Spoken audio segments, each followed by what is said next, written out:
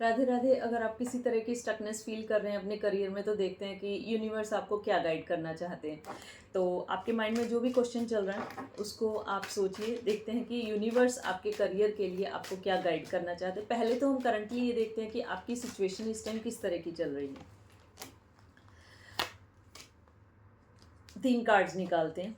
देखिए, bottom of the deck ये दिखाई दे रहा है कि कुछ चीज़ें आपके करियर में इस तरह की है जिसको या तो आप इग्नोर कर रहे हैं या आप रिस्क पे ले रहे हैं। ठीक है, ये वाली एनर्जी दिखाई दे रही है। ये किसी तरह का लेजीनेस हो सकता है, ये किसी तरह का ऐसी एनर्जी हो सकती है कि चलो आज नहीं कल काम कर लेंगे। ठीक है, पोस्टपोनमेंट वाली एनर्जी हो सकती है। इस टाइम पे इस तरह की एनर्जी चल रही है।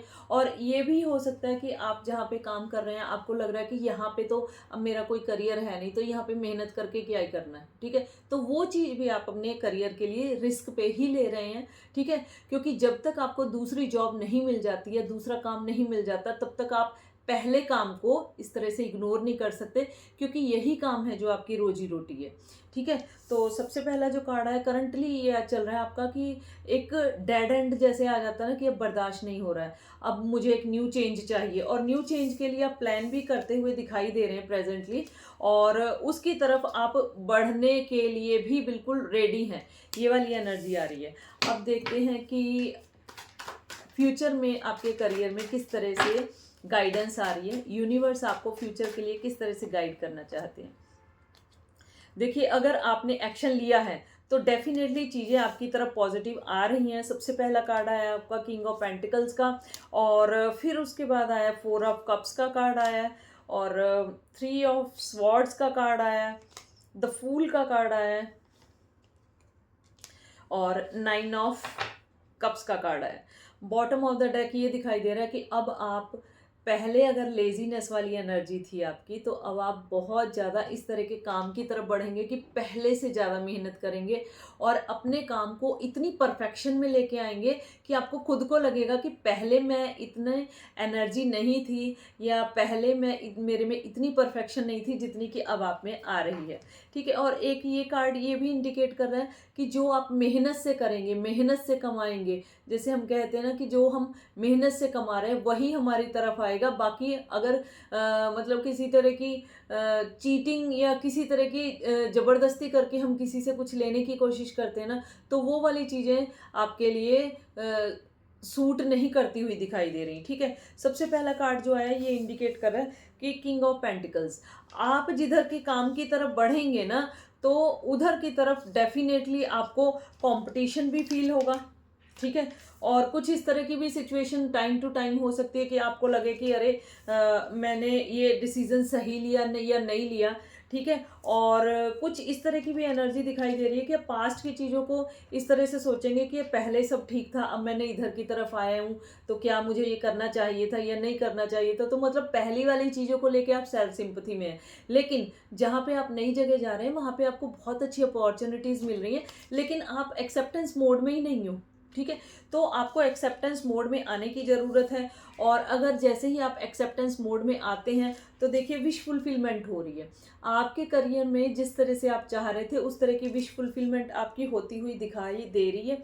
अब हम गाइडेंस लेते हैं एंजल से कि एंजल्स आपको आपके करियर के लिए क्या गाइड करना चाहते हैं। आपका सबसे पहला कार्ड है रिकवरी। अगर पहले चीज़ें आपकी रिकवर नहीं हुई थी, आपकी मतलब जैसे सैलरी कम हो या इतनी इनकम नहीं हो रही थी, तो उस तरह की रिकवरी आपकी होगी। ठीक है, आपका सेकंड कार्ड आया नो। देखते हैं नो के बाद किस तरह का कार्ड आता है। आपका कार्ड आया हेल्पफुल पीपल।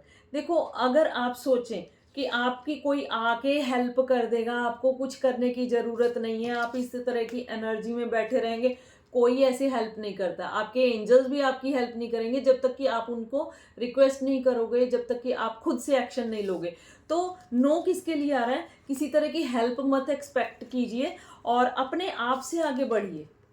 ठीक है, खुद से आगे बढ़िए, सोच समझकर गाइडेंस लेके आगे बढ़िए, टेक एक्शन। देखो इसमें भी यही दिखाई दे रहा है और एंजल्स भी आपको यही गाइड करना चाहते हैं कि अब एक्शन लेने का टाइम आया है, आप एक्शन लीजिए। और अगर आप एक्शन लेते हैं तो जिस चीज़ की वेटिंग एनर्जी थी कि जिस काम के लिए या जिस तरह से आप चाह रहे थे कि आपके करियर में ग्रोथ हो, तो वो डेफिनेटली होगी। और उसके लिए आप थोड़ा मेडिटेशन भी कीजिए।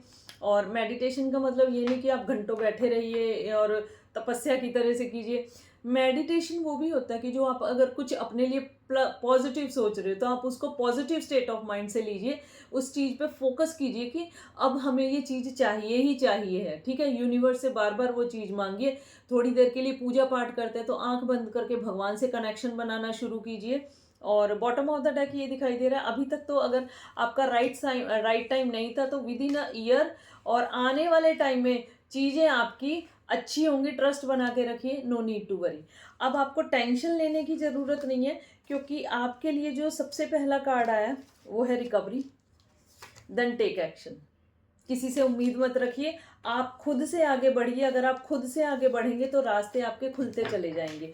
और फिर भी अगर आपको किसी तरह की स्टकनेस महसूस हो रही है, किसी तरह के ट्रांसफ़र के बारे में सोच रहे हैं, क्योंकि यहाँ पे ट्रांसफ़र के भी चांस दिखाई दे रहे हैं, और किसी तरह का आपको महसूस हो रहा है कि मुझे मेरे करियर में ये प्रॉब्लम आ रही है, और आपको अगर इस रीडिंग से क्लियर नहीं हो रहा है तो आप उसके लिए पर्सनल स्लॉट भी बुक करवा सकते हैं व्हाट्सएप पे। और इस तरह की गाइडेंस के लिए आप कनेक्टेड रहिए। अगर आपसे रेजोनेट होती है, क्योंकि ये टाइमलेस रीडिंग है, आज मिलती है, कल मिलती है, 1 महीने बाद मिलती है, 1 साल बाद आप इसके गो थ्रू होते हैं, तो ये आपसे ज़रूर से रेजोनेट करेगी। आपकी सिचुएशन के हिसाब से ज़बरदस्ती रेजोनेट करने की कोशिश मत कीजिए। और कनेक्टेड रहिए इन्फिनिटी टैरो 111 से। मिलते हैं नेक्स्ट टाइम, तब तक के लिए राधे राधे।